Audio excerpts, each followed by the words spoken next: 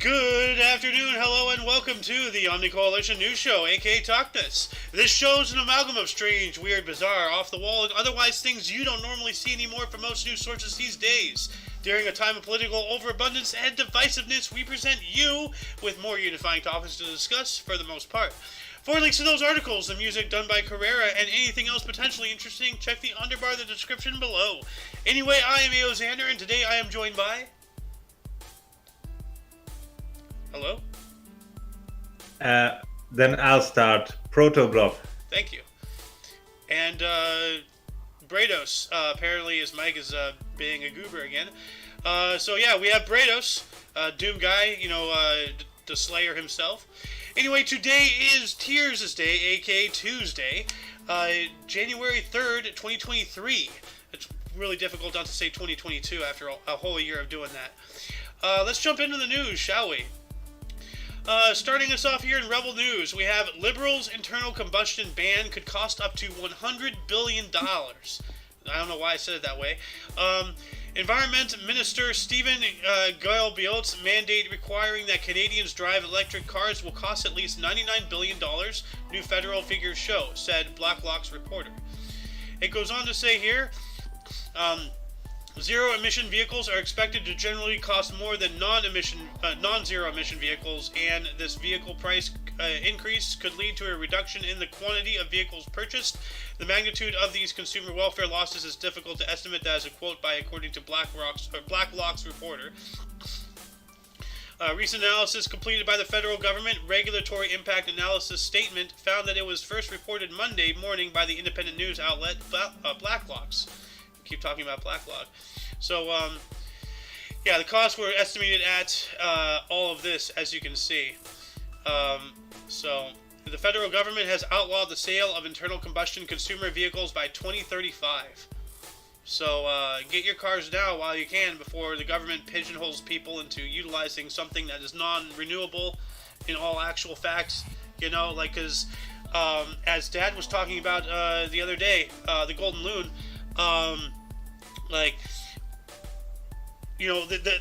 the demand for all of these vehicles is going to be outrageous. The ability to manufacture to meet the demand for the supply to be created is almost impossible already. What are we going to do when all of a sudden everybody's batteries start dying at around the same time? Everybody needs new batteries. We can't supply that, And something to do about, to make it cost effective, you have to drive it at least 100,000 miles new. To fully, make effective it or something in some way. I'm going to have to bring him in to talk about that at more length, but, this is not good. So, get your cars now while you can. So, Blob, do you have anything to say about that? Oh yeah, I'll just hope that the technology for, I don't know what they mean, but for those cars that they want to... only have legal, that improves dramatically by 2035, so it's actually useful. Where will we even be by 2035? That's 12 years away. So, that's a long ways away. Time is going to pass like that, but going through it, not going to feel like it. Well, let's move on up here. More from Rebel News. New York legalizes human composting. What? Yeah, I reported on something like this a while ago about California. The new law defines a process as the contained, accelerated conversion of human remains to soil in a structure, room, or other space where decomposition can occur. So yeah, instead of getting buried, cremated, or however else, you are, your remains are dealt with, you have another option here. Human composting, the process of converting human remains into nutrient-dense soil, has been legalized in New York, becoming the sixth state to allow the practice alongside Washington, Colorado, California, Oregon, and Vermont. The move has sparked outrage among religious groups who argue that the process undermines the dignity of the deceased. Governor Kathy Hochul signed legislation over the weekend adding, quote, national organic reduction, end quote, as an acceptable burial method alongside cremation and entombment, as I said. The new law defines the process as the contained, accelerated conversion of the human remains to soil, as I read at the head of this. Recompose, a funeral home in Seattle that has promoted the adoption of human composting legislation across the country, claims that their version of the practice requires only 1/8 of the energy used in cremation or conventional burial, as detailed by the Daily Wire. For further reading on this subject matter, please refer to the underbar of the description. The links to all of these articles are down there, so please give it a look. But this is truly horrifying.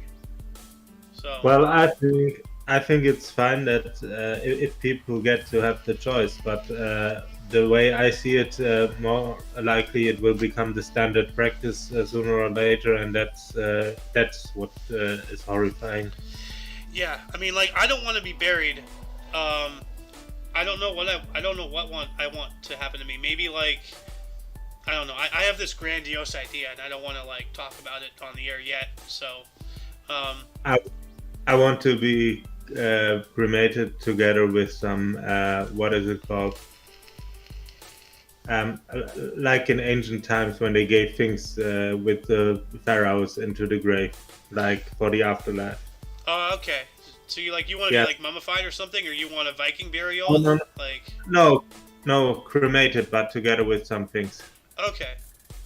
So cremated and then entombed. Well, put into an urn, I guess, and then entombed. I don't know. Yeah. Well, we'll work out the details. That's an interesting. I haven't heard about that one before. That's pretty cool. Let's move on up here. More from Rebel News. 60 Minutes gives platform to terminally wrong anti-human activist Paul Ehrlich. Jordan Peterson remarked on Twitter, Paul Ehrlich has been famously wrong about everything he has predicted for 6 decades. So, a habitual incorrectness guy. On Sunday night, CBS aired a segment on 60 Minutes featuring Paul Ehrlich, a biologist and author of The Population Bomb, warning about the threat of mass extinction. Speaking to journalist Scott Peely, I cannot pronounce his name, claimed that humanity is no longer sustainable as a species due to our high population, and the rate of extinction is extremely high and continues to rise. He argued that to maintain the current global lifestyle, 5 more Earths would need to be needed, and it is not clear where they would come from. So I remember this is the same guy I believe I might have been quoting for quite a while, like way back in the day. I used to say, like, the consumption of Earth is 2.5 Earths, and now we're up to 5. Quote, humanity is not sustainable to maintain our lifestyle, yours and mine, basically. For the entire planet, you need 5 more Earths, not clear where they're going to come from, he added. Ehrlich's 1968 book predicted widespread famine and the end of civilization within a decade, but his predictions did not come to pass. However, 60 Minutes continued to present him as a reputable source. Not surprising, 60 Minutes, where they come from. So now they're trying to push this madman. Okay. Alright then. We're going to move on up here. Sorry? But if he is always wrong and his predictions would come true, would that not mean that he then would be wrong because it would actually come true? Well, I mean, like if you expect him to be wrong, but something actually does come true, then that would, Well, I mean, eventually it's bound to happen just out of statistics. I mean, because he's always wrong, then if he once is not wrong, then that would be wrong, essentially. Okay, so he needs to, like, reverse psychology his predictions. Is yes. What you're saying. Okay, I get it. Gonna move on up here to Oddity Central. We have Stonewatch, the world's dumbest smartwatch. Okay. Smartwatch manufacturers are constantly trying to one-up each other with feature-rich devices, but one Japanese company prides itself in making the world's dumbest smartwatch. The Stonewatch is not a smartwatch, it's just designed to look like one. Created by Japanese capsule toy maker Tamakyu, the low-tech accessory doesn't even tell time, let alone feature advanced tech like heart rate measurement or smartphone connectivity. It doesn't even have a display, it's just a glossy black piece of plastic with a silicone band that does nothing but look nice on your wrist. So essentially, it's just a stone on the wrist. It's a bracelet, that's designed to look like a smartwatch. This reminds me of that story we covered a while ago about that fake, smartphone for to get over smartphone addiction. Pretend that you're holding one. Like, what the hell is going on?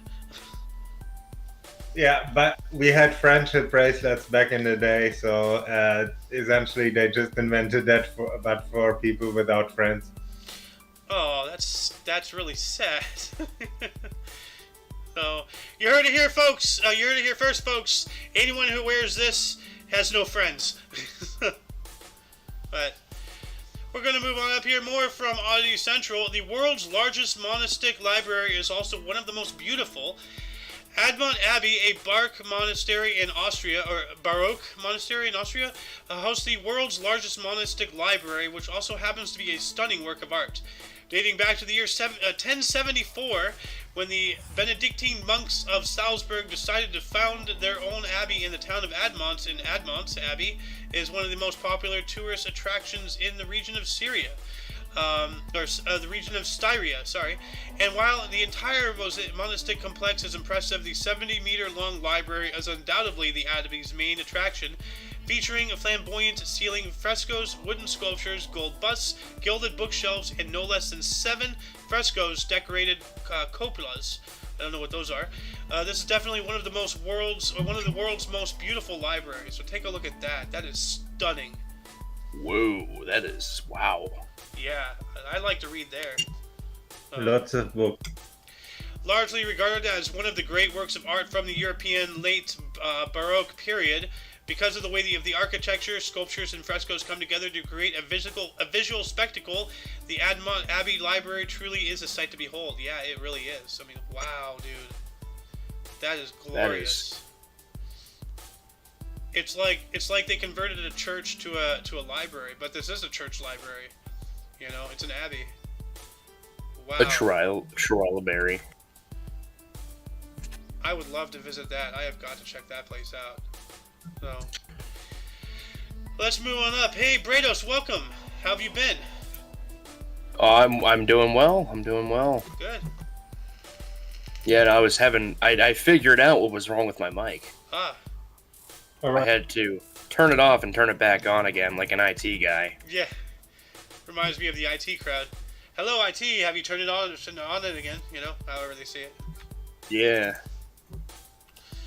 Well, we have here from the Mirror. We have an exclusive quote. My unborn baby saved my doctor after doctors found a 4-inch tumor next to my heart. End quote. So It said saved my life, not saved my doctor. What? You said saved my doctor. It said saved my life. My unborn baby saved my life after doctors found 4-inch tumor next to my heart. Maybe I did Yes. misread it, I don't know. But it says here, a new mom says her unborn baby saved her life because pregnancy symptoms caused docs to discover an 11 centimeter cancerous tumor next to her heart. A first-time mom struggling with breathlessness in pregnancy went to a hospital where docs discovered she had a huge tumor next to her heart. Zoe Plastiers, at the age of 23, was 32 weeks pregnant when she was told to go to A&E by 111 because of repeated breathlessness and a cough. At hospital on September 10th last year, 2022, she was given an X-ray which later led to the diagnosis of an 11-inch centimeter cancerous tumor in her chest cavity. As those symptoms were minimal, the doctors were willing to hold off invasive procedures until her baby was born the following month. So, and right here you can see that's her heart and that's a tumor. So it's as big as her heart. She had a tumor in her chest as big as her heart. Holy crap, dude. Ooh. And it looked like it was pushing the heart down and shit. Look at that. Yeah. Ooh. That's horrible. At least it didn't spread it into the heart because that is would good. have been lethal. It's a relief it didn't. Yeah, and her child saved her life. So you know that's a very rare occurrence. I wonder how many times a child, be it unborn or freshly born, because I myself, as an infant, was saved by my mom multiple times. Not my birth mom, but the mom who eventually went on to raise me and all that stuff. So anyway, let's move on up here. More from the Mirror. Does anybody want to take one for a little bit? Oh, I just wanted to say we also did some research, and what we found points out that the story by the Mirror is probably true. Yes, as Blob was telling me prior to the show, the Mirror is apparently a tabloid. Now, I don't pay attention to these things, although I probably should. But you can't do background research on every little thing. Every little source. You'll go insane. So Yeah. So from here on out, everything from the Mirror, we just gotta take with a grain of salt, and just gotta focus on the news stuff, not the tabloidy things.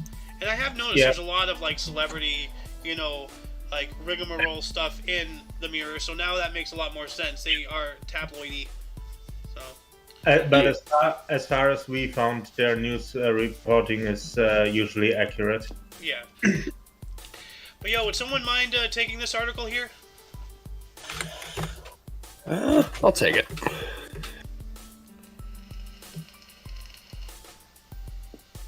If you guys can still hear me. Yeah, I can hear you.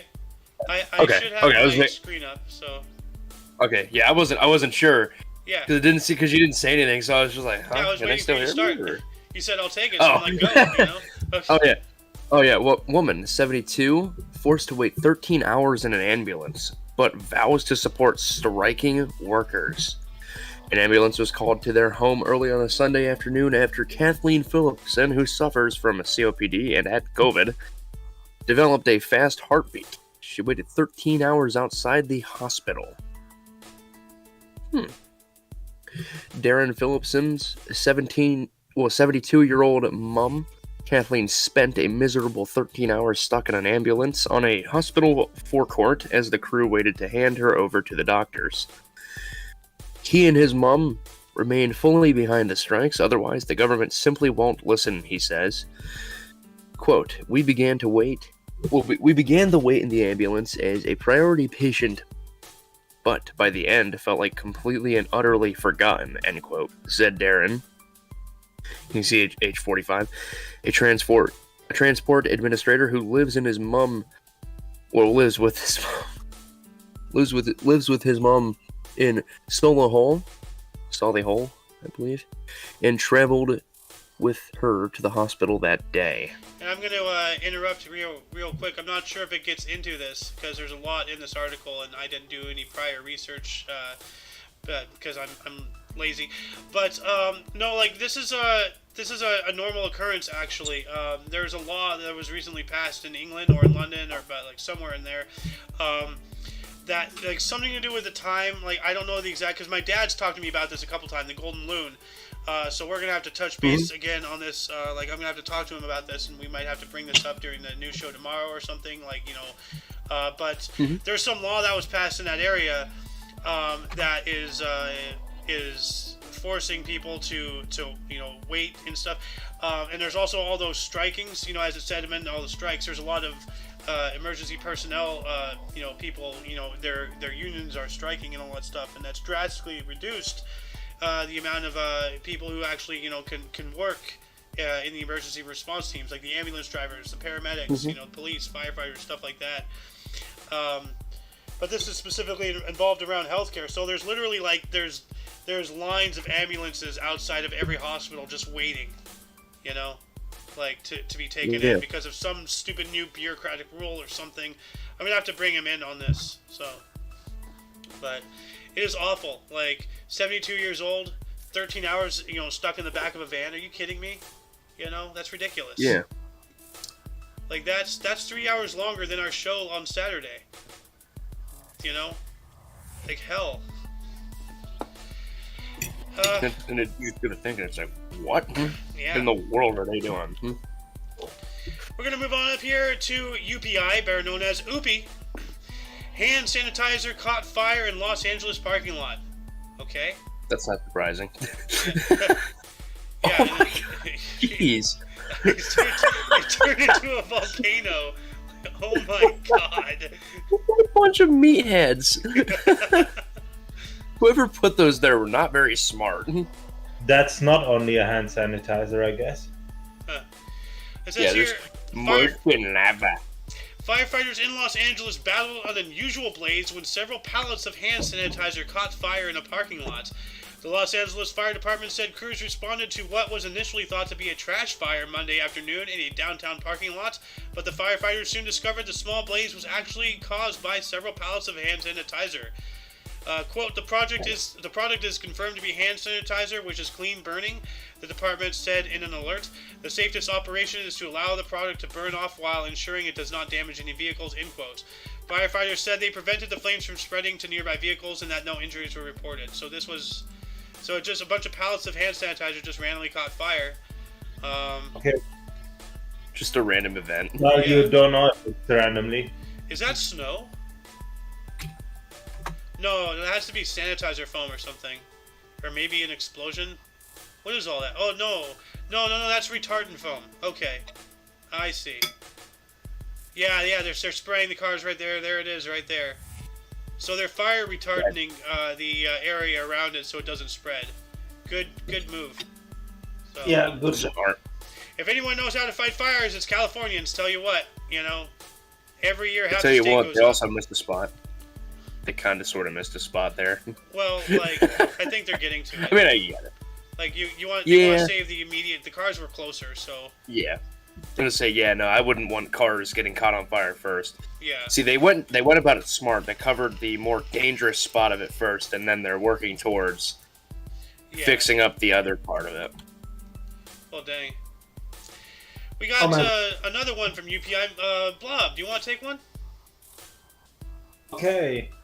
Idaho man stomps 100 balloons in 22.38 seconds. What? Whoa. Let's watch That's this impressive. here. It wasn't that fast. All right, come on. Well, while that loads, let's read the article here. All right. On January 3rd, the article was written. An Idaho man with 200, with more. I think that means more than Yeah. 250 Guinness World Records titles. Unofficially broke another record when he used his feet to pop 100 balloons in 22.38 seconds. David Rush. Oh, it's David Rush Hey, again. we talked about this guy, David Rush. This is the T-shirt guy and everything, I think, right? Yeah, The folded yeah. shirts and the hang shirt. Wow. So it's a living legend. David Yeah. Rush, who has broken more than 250 Guinness World Records to promote STEM education. He set up 100 balloons in a line and stomped on them to break the record for fastest time to burst 100 balloons with the feet. So if you support him, go into STEM education. Yeah. You can't hush the rush. Rush said it took him 5 attempts to successfully pop all 100 balloons with a time of 22.38 seconds, breaking the previous record of 24.98 seconds, which was set by Muhammad Yasir Mushtaq of Pakistan in February 2022. Wow, so... Dang. What a rush! Yeah, let's watch this here. So he's getting them all in a line there. Here we go. Oh, he just walks Oh, over so he's them. doing 2 by 2, I see. Oh, he missed a couple. Big go, brain. go, go, go, go, go, go, go, go, come on, come on, come on, rush it, rush it, rush it. Let's go, let's go, let's go. He's almost there. He's almost there. Let's Oh, he missed a go. couple. Oh, no. Dude, if he hadn't fumbled, he would have easily made it under 20 seconds. Man. There's room for improvement. Like he Yeah. can do it in 20 seconds probably. Easy 20 seconds. Like, And that is the world record? yeah. So, Wow. He Yeah. could. Oh, he could. If he doesn't fumble, oh, he could easily improve it by several seconds. Yeah. So, you can't hush the rush. And look, we're probably going to be talking about this again at some point, probably in the near future, or I don't know. Like, maybe we should go for it, huh? Like, get the OMNI Coalition, get some recognition in the Guinness World Records. That'd be interesting. So, let's move on up here. We have another article from UPI. Pennsylvania couple marked their 80th wedding anniversary. Wow. That is a rarity Whoa. indeed. Oh, wow. A Pennsylvania couple who are both 102 years old celebrated an even more rare milestone, their 80th wedding anniversary. So they were both 22 when they got married. Robert and Eddie McSham, who met in high school in 1936 and married in 1942, celebrated that anniversary on December 26th last year. Quote, we held each other up, end quote, Edith May told WGAL-TV. Another quote, I guess the secret would be don't go to bed mad, end quote, Robert added. Yes, never go to bed mad. Never, never, never. The Guinness World Record for longest marriage stands at 86 years, 290 days. It was set by Herbert and Zelmira Fisher, whose marriage lasts until Herbert Fisher's death in 2011. So, you guys have another, 6, almost 7 years. You're already at 102, so that's going to make you, almost 110. It's been done before. Let's keep an eye on these guys. These guys might make, some insane history here, Also, interesting fact, the 80th wedding anniversary has no name in the United States, but in the United Kingdom it is called Oak. Huh, Oak? Yes. Like the tree? And if they make it to the 85th anniversary in the United States, it is called Moonstone. Huh. And in the United Kingdom, it is called Wine. All right. Well, if you can find some links to explain where those come from, that'd be really awesome. Because that's weird. Oak? Why oak? Oh, those are the traditional anniversary gifts. Oh, so at the 80th anniversary, you give your wife an oak tree? What the hell? That's weird. I don't think it's a complete tree. Oh. Blob, you dirty-minded guy. What? My brain went south. Yeah, it did. I think you are the only one whose brain went south. Well, you said it wasn't a whole tree. Yeah. So I just thought of some other wood. Some morning. Oh my god. No. Quite a good morning. I'm bad. Let's continue before we get demonetized. We're going to have a story here from NPR. An airline worker died after being ingested into the engine of a plane, NTSB says. Wow. Got eaten. An airline ground crew worker in Alabama died after being ingested into the engine of a parked plane on Saturday, said the National Transportation Safety Board, NTSB. In a statement provided to NPR, the NTSB said it was open to it has opened an investigation into the death. The incident involved an Embraer 170 aircraft, a medium-range jet that can hold about 70 passengers, which had flown from Dallas-Fort Worth to the Montgomery Regional Airport. The victim, whose name has yet to be released, was employed by Piedmont Airlines, a subsidiary of American Airlines that operates at more than 80 airports. Neither company responded to NPR's request for comment. So, sounds to me like he got sucked into the engine. So. Mm-hmm. Yeah. Somebody was saying something about some actor or somebody who got sucked into the engine. No, before the show, I said the chess master Agnes Stevenson in 1935. She was she ran into a propeller and died that way. Oh, so she got Indiana Jones'd, essentially. Yeah, like that one, like the one guy that Indy was fighting. Yeah, the big buff guy, and then he just got chewed up by that propeller. Chonky German boy. Yeah. Anyway, we got another from NPR. An inflection point for goats. Please quit these banished words moving forward. What the hell? Just out of curiosity, I selected this story. I have no idea what we're getting into here. When was the last time you called someone a goat, or declared an inflection point, or answered a yes or no question with absolutely? Well, this sounds like a daily thing for Brados here.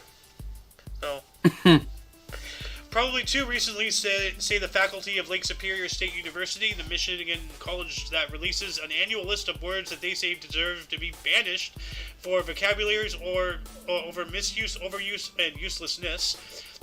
Quote, our nominators insisted and our arts and letters faculty judges concurred that to decree the banished words list 2023 as the goats in tantamount to gaslighting, does that make sense, end quotes, said Rodney S. Hanley, the university's president, in a very serious statement announcing the new list.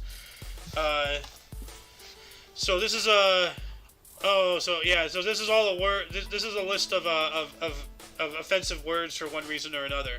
Like goat, inflection point, quiet quitting, gaslighting, moving forward, amazing. Does that make sense? Irregardless, absolutely. It is what it is. Oh, oops, I said them all. Oh, wee woo, wee woo. So Does that make sense? it's just people who are getting butthurt over words, essentially. Like, oh, this word Butthurt. hurts. Everybody, stop using this word. It makes me cry. Wah. You know, grow up. Butthurt. So let's say someone doesn't know about that list and just uses it in a non-derogatory context. They get banned from that. The name superior. I think that's racist. Yeah. Oh yeah, superior. Oh wow. Yeah. Let's start to university. Oh, like University doesn't that state, huh? being just Oh. Oh wait, hashtag water lives matter. Why are you lake? Why not ocean or stream or babbling brook? Huh? Yeah, Yeah. that sounds whoa. I think we found something here. Also, in my opinion, just saying, but James Holzhauer is one of the greatest of all time. Huh. I don't know why I think about that It's a when I goat. read the word goat. He's a Billy Goat. Oh, I see Nibiru is near. Nice to see you posting vids. Keep it up. Thank you, Nibiru is near. I don't know who you are, but I appreciate the view. Let's move on up here. We have another article from NPR. Why scientists dug up the father of genetics, Gregor Mendel, and analyzed his DNA. Okay, why did they do that? So They wanted to find out if he's human or if he's a reptilian. that makes sense. He's a snake. Blob, you want to take this one? All right. When the man known as the, quote, father of genetics, unquote, turns 200, how do you celebrate? By digging up his body and sequencing his DNA, of course. That's what a team of scientists in the Czech Republic did this year to celebrate Gregor Mendel, a scientist and friar whose experiments in the mid-1800s laid the groundwork for modern genetics. Let's see here. Let's read this section here. All right. A crazy idea becomes reality. At first, that's Sharka Pospishilova, says the idea of analyzing Mendel's genes seemed crazy. Still, Pospishilova went around to different specialists at the university to ask what might be possible. I asked the anthropologists who had experiences with analysis of remains, can you please not hide half the sentence, of historical persons, I guess, she recalls. She consulted with archaeologists as well. Exhuming Mendel from his grave in Brno, that's Brünn in German, and running genetic tests on his remains turned out to be a doable project, so long as they could get permission from the Augustinians. That's the religious order that Mendel belonged to and with which he remains. The Augustinian tomb in the city's central cemetery was thought to contain Mendel's body. Yeah, and it continues on here. Local religious leaders consulted with Augustinians in Prague, their bishop, and finally Augustinians in Rome. Eventually, permission was granted. So they will be sequencing this guy's DNA. That's really cool. He's the father of genetics, and now he gets to have his genetics fathered. Yeah, full circle. You know, cool. Sweet. We have another one from NPR. Facing an energy crisis, Germans stock up on candles. Are you stocking up on candles? No. You probably should be. So. You better be. I hope not. You better be. It says the candle boom began during the pandemic after the government imposed lockdowns and Germans began spending a lot more time at home. The industry expected the boom to end once the nation opened back up. But Thurman says, quote, that was all. Yeah, that was a quote, I think. But then the war in Ukraine started. Oh, that was a quote. However, this summer, Russia cut gas flows to Germany, claiming a major gas pipeline in the Baltic Sea needed maintenance work. Then in September, part of the same pipeline mysteriously exploded. What a surprise. Officials are still debating how and why that happened. Whatever the reason, the spigot of Russian gas into Germany has now been shut off almost completely. Germany is now on a mission to transform its energy economy and reduce its gas consumption. The nation is making real progress on that front, but our sources make clear that many Germans remain anxious about high energy prices and the possibility of shortages and power outages. Their response to this has included apparently buying lots of candles. So, yeah, you might want to get on this. It sounds like Germany is going to have a candle form of the whole toilet paper thing we had out in the States in early 2020. Remember that, Brados? A candledemic. Oh yeah, I remember that. That was funny because I was working at a Giant at the time. I kid you not. Do you know what they gave us as a gift basket?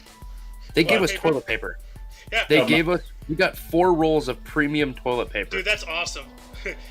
I remember. I was like, oh my. I remember there was like some small, like it wasn't like a Pizza Hut or a Papa John's or anything. I think it was like more of a smaller store, a medium size company. Mm-hmm. But they started selling toilet paper alongside pizzas to add to your delivery. Yeah, and then when that was back when I was working as a Grubhub driver and everything. And there's this Greek restaurant. I forgot what it was called, but it's out in the Old Town out here, and they started selling their back stock, toilet paper, sanitizer, like food products and stuff like that, ingredients, things like that. Again, and I have this recorded actually on my channel somewhere. But as the guy who said as I was interviewing him, to give back to the community while still keeping the lights on, And I actually bought a dozen. I bought a half a dozen, and then later on I bought another half dozen. But I actually shipped it to family I have out in Arizona because they couldn't really get toilet paper. Everything was completely out, and they are like they don't have a car or anything, and they're kind of on the outskirts of town. So I literally through the post office shipped twice toilet paper, 6 rolls each time to friends out in Arizona or family out in Arizona. Yeah. Rather strange item to be sending. I know, right? You'd never think, but 2020 was a nutty year, and when things go crazy, the crazy get going. Oh yeah, that's for sure. Anyway, let's move on up here. We got another AP news. Brados, do you want to talk about Florida Man? Oh yeah, we got Florida Man. Yeah, Florida sheriff. Burglars call 911 to get help moving stuff. What?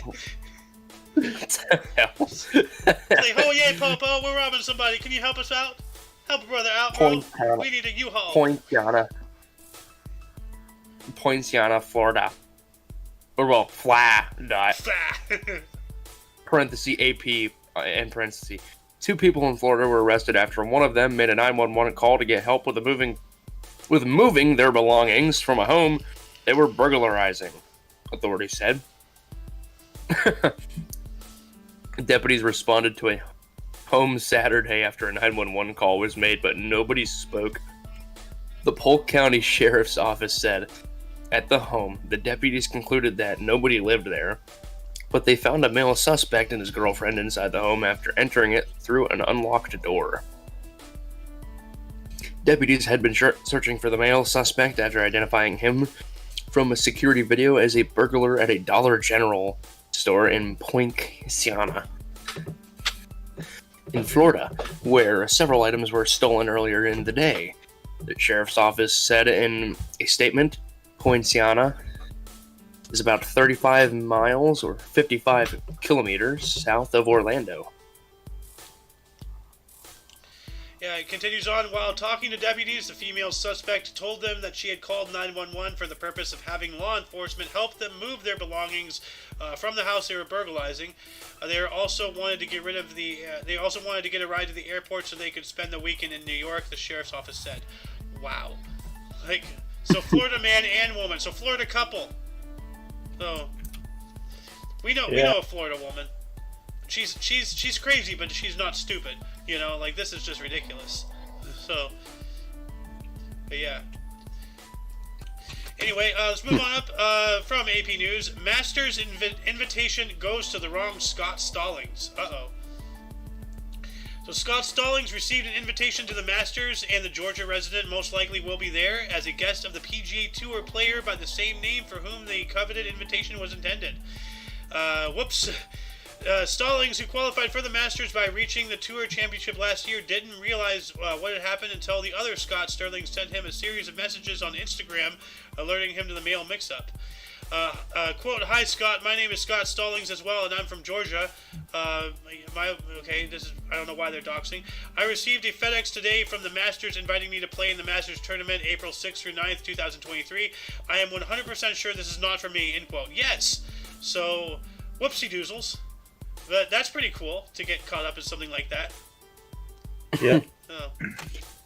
The Scott Sterling being mistaken for Scott Sterling. Huh. It's Scott Sterling! I want to have a house made out of that man's face, because then I'll be safe in any nuclear holocaust. And then, for our last but not least story of the day, one more from AP News. No cash, no bank heist in Denmark. Criminals now go online. For the first time in years, Denmark hasn't recorded a single bank robbery. There wouldn't have been much point. Cash transactions in the Nordic country have become virtually obsolete, with Danes increasingly opting to use cards and smartphones for payments. The Danish Bank Employees Union on Tuesday welcomed the news that 2022 had been robbery-free. Quote, "It's just amazing because robberies put an absolutely extreme strain on the affected employees every time they happen," end quote, spokesman Steen Lund Olsen said in a statement. Yes, it is true. Finance Denmark, the banking sector association, said only about 20 bank branches across the country have cash holdings, but then the number of bank branches has fallen from 219 in 1991 to 56 in 2021, it said. News reports noted that cash withdrawals in Denmark have been dropping by about 3/4 every year for the past 6 years. In 2000, 221 bank robberies were recorded, Finance Denmark said. In 2021, there was just one. So, that is the upside of having a cashless society, but the downside is now somebody has control over whether or not you even have access to your money. They could be like, "Oh, your card doesn't work," or "Oh, we don't like you, your bank account is canceled," like what they did to Mike Lindell, you know? So, danger. Yeah. Danger. So. But then, unless anybody has anything else to say, anybody? Well, alright. Only that we put, I prepared 2 links to put in the underbar, so. Oh, you did? Alright. Well, I will, let's see, I will do that after the show. So let's close this out here. That'll conclude the show. Once again, you can check the underbar in the description for any links you may be interested in, including but not limited to all things OMNI Coalition. For your dose of different, odd, and otherwise unknown news, we stream Monday through Friday at 2 p.m. Pacific Time, which is 3 p.m. Mountain, 4 p.m. Central, And 5 p.m. Eastern Standard Time. And 7 p.m. German time. No, wait, 11. Yeah. 11. Yeah. Yeah. Anyway, for all of you and all of us, I am Xander. I am the Slayer. And I'm Protoblob. And you, of course, are you. And until you catch us tomorrow, or if you are interested in history, we have a history show every day at 10 in the morning Pacific Time. Anyway, until then, don't forget to look, rate, and laugh at every intersection. Rate 5 thumbs and subscribe.